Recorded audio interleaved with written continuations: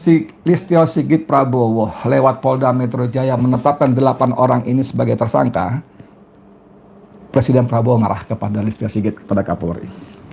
Dan itu saya sampaikan dalam podcast saya. Saya katakan begini waktu itu kalimatnya, kemudian oleh entah siapa dipotong kalimat itu kira-kira 1 menit, 2 menit, kemudian beredar sangat viral. Saya katakan begini, saya bicara dengan pejabat setingkat menteri. Bukan, saya begini. Saya bicara dengan pejabat setingkat menteri. Bukan, dengan menteri. Nah, kemarin malam, karena saya ngomong waktu itu masih puasa. Kemarin malam, menteri itu memastikan bahwa ketika polisi menetapkan 8 orang sebagai tersangka, Presiden Prabowo marah besar kepada Kapolri Listio Sigit. Gitu kan? Kenapa saya bilang saya mendapat informasi dari menteri? Itu terjadi, dialog itu terjadi ketika buka puasa bersama secara sangat terbatas dengan beberapa purnawirawan dan civil society. Saya kira jumlahnya dari kami 8 orang termasuk saya, dan seorang menterinya Prabowo Subianto yang termasuk lingkar dekatnya Prabowo. Waktu itu saya tanya, Mas Menteri, saya mendengar kabar bahwa Presiden marah kepada Listio Sigit ketika 8 orang dijadikan tersangka. Betul nggak? Saya tanya gitu. Lalu Menteri itu mengatakan, iya begini, begini. Kan dia menjawab tidak terlalu lugas. Saya tanya, Mas Menteri tolong jawab secara lugas. Betul nggak Prabowo marah? Akhirnya kan, iya Prabowo marah, dan akhirnya dia minta supaya ke depan Kapolri tidak mengambil tindakan yang esensial, yang substantif dan berdampak luas terkait masalah ijazah ini.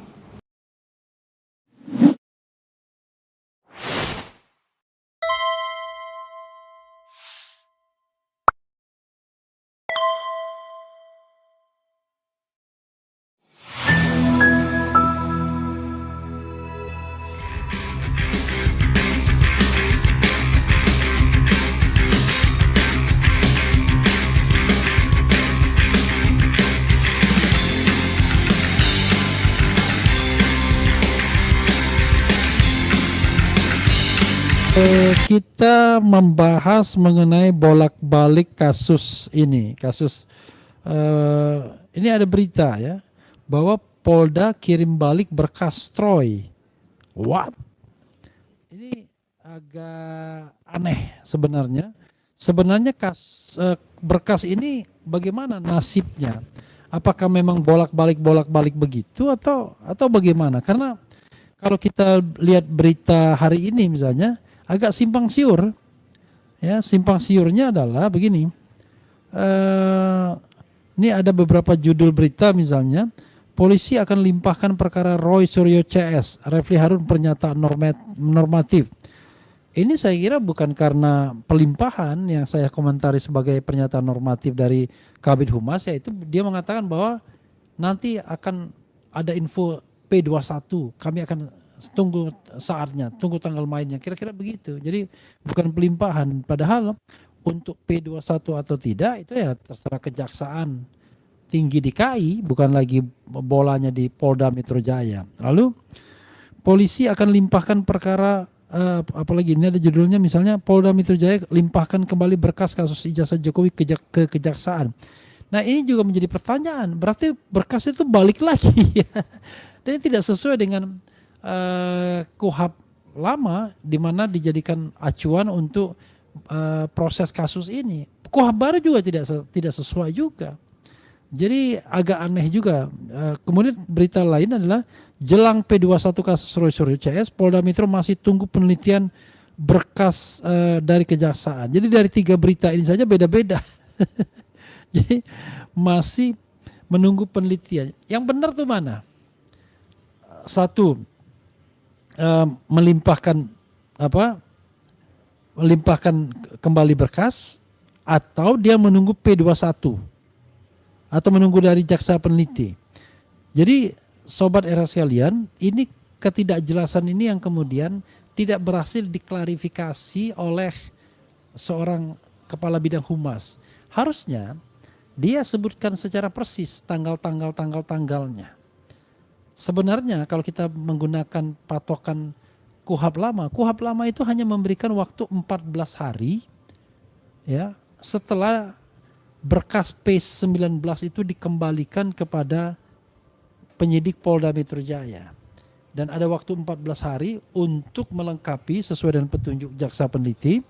Dan setelah itu ditentukan oleh jaksa apakah ini ditindaklanjuti atau tidak. Jadi kalau kita baca, saya heran orang berspekulasi macam-macam ini padahal undang-undangnya jelas mengatakan. Saya bacakan ya pasal 138 undang-undang nomor nomor 8 tentang KUHP itu, coba kita bacakan ya. KUHP ya. Ini kan jelas nih KUHP itu mengatakan hal yang mestinya kita tidak perlu diperdebatkan lagi karena sudah sangat-sangat jelas. Nih, kita lihat bunyi pasal 138 di KUHP yang lama. Kenapa KUHP yang lama? Karena berdasarkan pasal 361 huruf A, kalau suatu kasus itu sudah masuk tahap penyidikan, maka digunakan KUHP yang lama. Oke. Nah, KUHP lama pasal 138 ayat 2 itu sudah jelas bahwa bolak-balik itu hanya 14 hari saja. Dan sebenarnya itu pun setelah 7 hari saja. Jadi kalau kita lihat dimensi waktu yang disebutkan cuma 7 hari untuk jaksa peneliti dan 14 hari untuk mengembalikan berkas yang dikembalikan oleh jaksa peneliti tersebut. Jadi let's say misalnya pengembalian dianggap 14 hari juga, 14 hari cuma ada waktu 28 hari setelah pelimpahan pertama. Ini sudah berapa bulan, bukan lagi 28 hari begitu. Jadi saudara sekalian kita bacakan secara persis biar orang tidak bekerja hanya berdasarkan imajinasi saja. Ini kan jelas. Misalnya 138 ini jelas mengatakan ya. Nih. Pasal 138 ayat 1 dulu. Penuntut umum setelah menerima hasil penyidikan dari penyidik segera mempelajari dan menelitinya. Ini oleh jaksa peneliti. Dan dalam waktu 7 hari wajib lagi memberitahukan kepada penyidik apakah hasil penyidikan itu sudah lengkap atau belum. Jadi 7 hari itu sudah dilakukan itu kewajibannya. Jadi sobat era sekalian, kasus itu pertama kali dilimpahkan pada tanggal 13 Januari. Kalau 13 Januari dan kemudian saya dengar informasinya pada 7 hari mereka sudah mengatakan berkas itu perlu dilengkapi. Konon dilengkapi dengan saksi-saksi, dengan ahli-ahli, terutama saksi dan ahli dari pihak tersangka. Dan juga ada pendalaman kepada Pak Jokowi dan lain sebagainya. Oke, nah itu ada petunjuk jaksa. Lalu kemudian dalam hal hasil penyidikan ternyata belum lengkap, maka penuntut umum mengembalikan berkas perkara kepada penyidik disertai petunjuk tentang hal yang harus dilakukan untuk dilengkapi dan dalam waktu 14 hari sejak tanggal penerimaan berkas ya. Penerimaan berkas, penyidik harus sudah menyampaikan kembali berkas perkara itu kepada penuntut umum.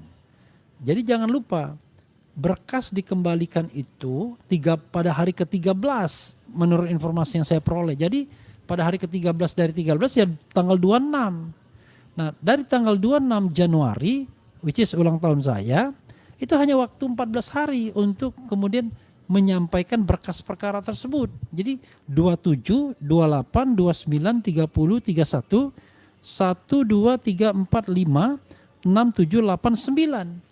Jadi secara teoritis pada tanggal 9 Februari berkas itu sudah harus dikembalikan kepada Kejaksaan Tinggi DKI. Artinya apa?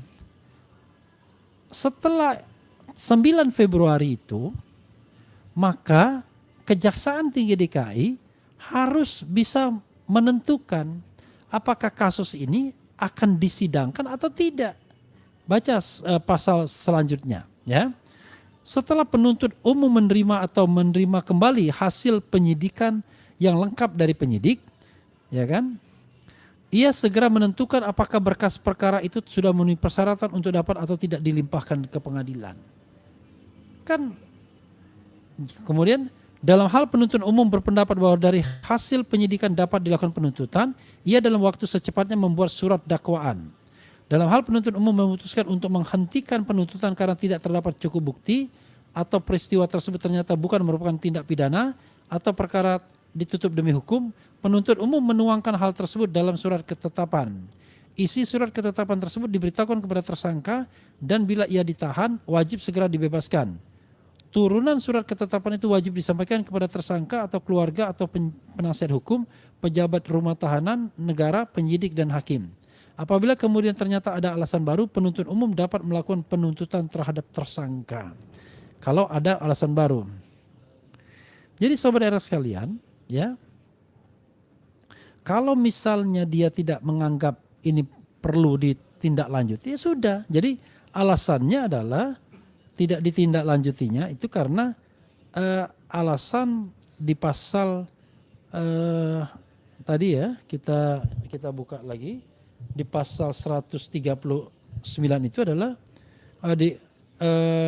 di pasal 140 ayat 2 itu adalah tidak terdapat cukup bukti atau peristiwa tersebut ternyata bukan merupakan tindak pidana atau perkara ditutup demi hukum. Jadi penuntut demi hukum itu ya macam-macam tentunya, ya, artinya dengan to respect hukum yang ada. Jadi sobat era sekalian, dari sini saja harusnya kasus Roy Suryo dan Dr. Tifa ini sudah gugur harusnya. Karena lampau waktunya luar biasa. Kalau kita lihat harusnya deadline-nya itu pada Februari sudah selesai. Ini Maret, April, Mei hampir selesai. Jadi kalau seandainya ini dilanjutkan, maka kemudian terjadi kezaliman sesungguhnya. Terjadi pelanggaran undang-undang yang luar biasa. Sekali lagi, pasal itu tidak bisa dianalogikan lain, tidak bisa kemudian diinterpretasikan lain. Sudah jelas. Pertama kasus harus dilimpahkan, hasil penyidikan, lalu dalam jangka waktu 7 hari jaksa peneliti menentukan sikap. Apakah berkas dianggap lengkap atau tidak.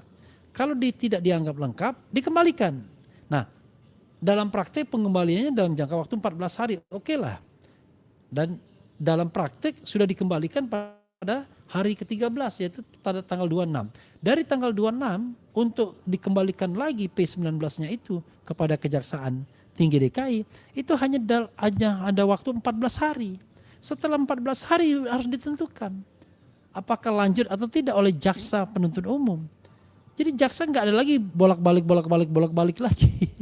Kalau menggunakan KUHP lama. Dan memang harus menggunakan KUHP lama. Karena itu pesan KUHP yang baru. Pasal 361 huruf A. Tapi kalaupun pakai KUHP yang baru, sama. Itu sudah lewat waktu juga. KUHP baru memang lebih detail. Jadi pertama,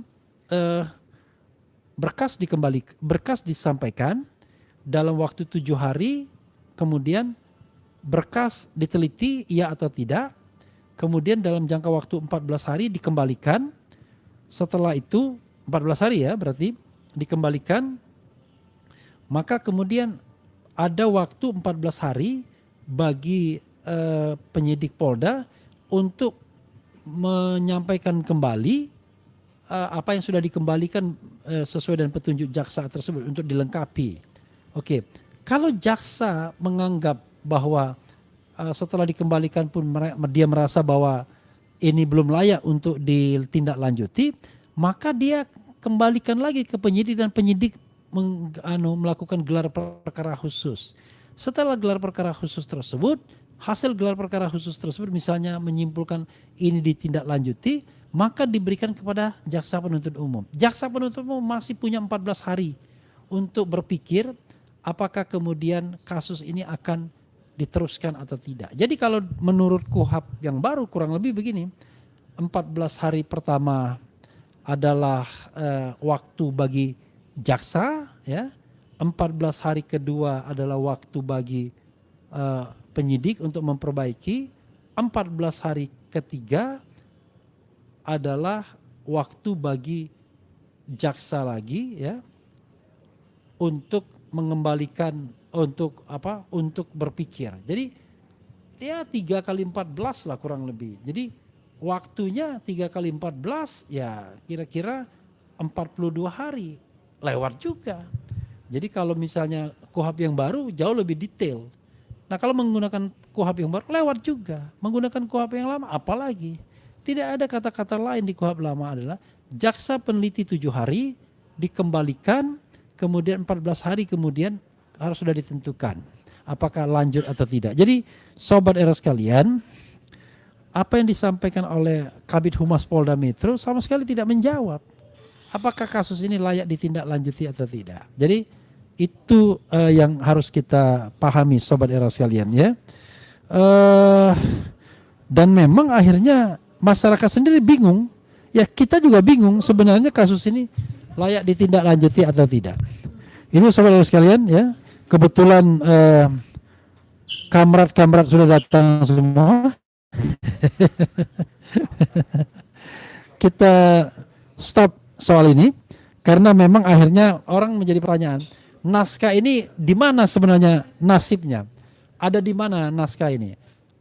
Berkas ini apakah sekarang ada di Kejaksaan Tinggi DKI ataukah dibalikan ke Polda Metro lagi atau sudah dibalikan lagi ke Polda Metro dan kemudian disampaikan lagi. Jadi back and forth-nya itu lebih dari 1 kali berarti. Padahal jelas KUHP lama mengatakan dikembalikan hanya 1 kali saja, kemudian balik lagi ke kejaksaan juga 1 kali. Tidak boleh lebih dari itu karena setelah itu harus ditentukan. Begitu saudara sekalian ya. Mudah-mudahan apa lagi nih? Polisi mau kasih surprise kok ada yang gebrak meja. Sudah gitu termul saling serang. Ada apa ini? Sudah jelas Parcok itu termul utamanya Jokowi. Apa yang maksudnya ini? Lebih jujur, lebih terhormat Megawati karena beliau jujur hanya tamatan SMA daripada yang lain ngaku sarjana tapi palsu. Oke, jadi sekali lagi sobat Era sekalian ya, saya hanya ingin bicara mengenai aspek hukumnya ya. Ini bukan aspek politiknya. Secara teknis kasus ini ya sudah tidak bisa lagi ditindaklanjuti karena kalau dia ditindaklanjuti berarti banyak melanggar, tidak hanya melanggar prosedur tapi yang jelas melanggar HAM para tersangka karena diombang-ambingkan sekian bulan dalam ketidakpastian. Sementara ketika ini tidak lagi memenuhi prasyarat formal ya harusnya kasus dihentikan dan mereka dibebaskan dari penersangkaan. Begitu saudara sekalian. Sebentar lagi kita akan bersama-sama Mas Roy dan kemudian juga Pak Ugroseno untuk memperdalam hal ini. Jangan sampai kemudian di antara kita sendiri nggak jelas ini debat-debitnya ya. Apakah kasus ini sebenarnya di mana, berkas itu di mana sekarang ini? Karena Kabid Humas pun tidak jelas.